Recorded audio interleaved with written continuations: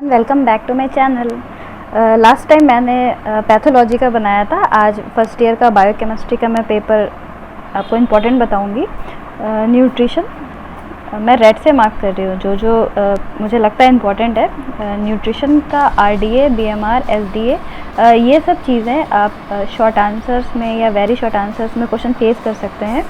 फिर कार्बोहाइड्रेट भी बहुत इम्पॉर्टेंट है। कार्बोहाइड्रेट के अंदर ग्लाइकोलिसिस और टीसीए साइकिल, जिसे क्रैब साइकिल कहते हैं, सबसे इम्पॉर्टेंट मुझे ये लगा। मतलब आना ही आना है ये क्वेश्चन। आप साइकिल की बात करें तो ग्लाइकोलिसिस, टीसीए साइकिल या यूरिया साइकिल, ये सारे साइकिल्स में कोई ना एक साइकिल आती ही है एग्ज़ाम में, तो कोशिश करिए कि सारी साइकिल्स अच्छे से प्रिपेयर कर लें।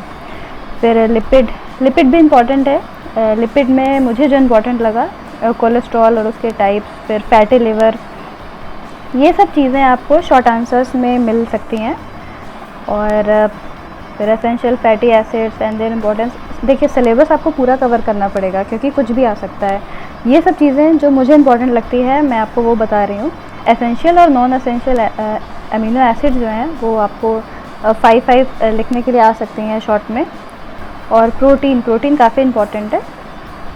प्रोटीन में लॉन्ग आंसर में आता है प्रोटीन, इसीलिए अच्छे से प्रिपेयर कर लीजिए। फिर हीमोग्लोबिन और मायोग्लोबिन के डिफरेंसेस बहुत अच्छे से प्रिपेयर कर लीजिए, काफ़ी इम्पॉर्टेंट है। और उसके फंक्शंस, अगर आप उसके डिटेल को प्रिपेयर कर लेंगे तो उसके डिफरेंसेस ईज़िली बता ले जाएंगे। तो इसीलिए इसके डिफरेंसेस और मतलब ये है क्या, वो अच्छे से प्रिपेयर कर लीजिए। फिर एंजाइम भी लॉन्ग में आता है। एंजाइम में लॉन्ग में आता है, लेकिन अगर आप शॉर्ट की बात करें तो आइसो एंजाइम और को एंजाइम, ये आपको शॉर्ट में आ सकता है लिखने के लिए। फिर कनेक्टिव टिश्यू भी इम्पॉर्टेंट है।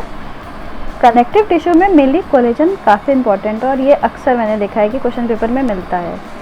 और विटामिन तो बहुत इम्पॉर्टेंट है। विटामिन में जो क्वेश्चन आता है वो आपको मेनली विटामिन के बारे में लिखने के लिए आएगा, और कोई एक ना एक विटामिन ए या फिर डी या फिर सी, कोई ना एक विटामिन के बारे में डिटेल में आ सकता है पेपर में।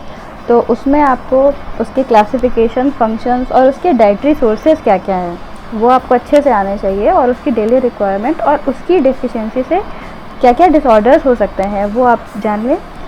फिर diabetes mellitus, most important question, मतलब डायबिटीज़ मेलाइटिस सबसे इम्पॉर्टेंट क्वेश्चन है। बायोकेमिस्ट्री के पेपर में ये ज़रूर आता है। और डायबिटीज़ मेलाइटिस आपके सेकेंड ईयर, थर्ड ईयर में भी आपको मिलेगा, इसीलिए अच्छे से प्रिपेयर कर लीजिए। कम से कम इतनी डिटेल्स जान लीजिए कि मतलब बेसिक्स ये होता क्या है, उसकी डेफिनेशन, उसके टाइप्स और उसके कॉजेज़। अब मैं आपको जो सबसे इम्पॉर्टेंट क्वेश्चन है वो आपको येलो से मार्क करके दिखा रही हूँ, कि जो मतलब मुझे लगता है कि येलो नहीं, चलिए मैं आपको ग्रीन से मार्क करके दिखाती हूँ, जो मुझे लगता है कि सबसे इम्पॉर्टेंट है। डायबिटीज़ मेलाइटिस बहुत इम्पॉर्टेंट है। और विटामिन के साथ कोई एक विटामिन जिसके आपको डाइटरी सोर्सेज, डेली रिक्वायरमेंट और डिफिशिएंसी डिसऑर्डर्स लिखना पड़ेगा, वो कोई ना एक विटामिन, जैसे ए या फिर तो विटामिन सी, डी, कोई एक विटामिन अच्छे से प्रिपेयर कर लीजिएगा। फिर कोलेजन बहुत इम्पॉर्टेंट लगा मुझे। और लॉन्ग में आपके डायबिटीज़ मेलाइटिस, कार्बोहाइड्रेट, प्रोटीन, ये चीज़ें आ सकती हैं। कार्बोहाइड्रेट, प्रोटीन और डायबिटीज़ मेलाइटिस।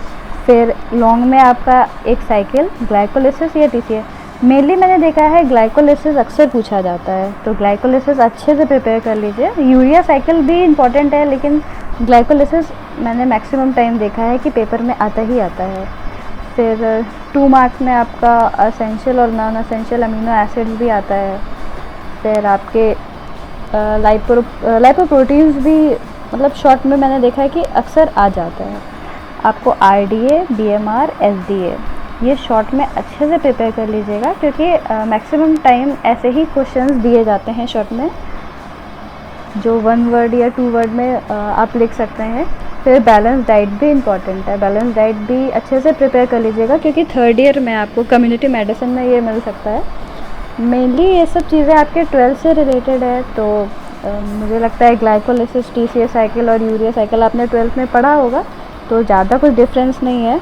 अच्छे से प्रिपेयर कर लिएगा, और कोई डाउट हो तो फिर you can ask. Thank you and take care, Tata.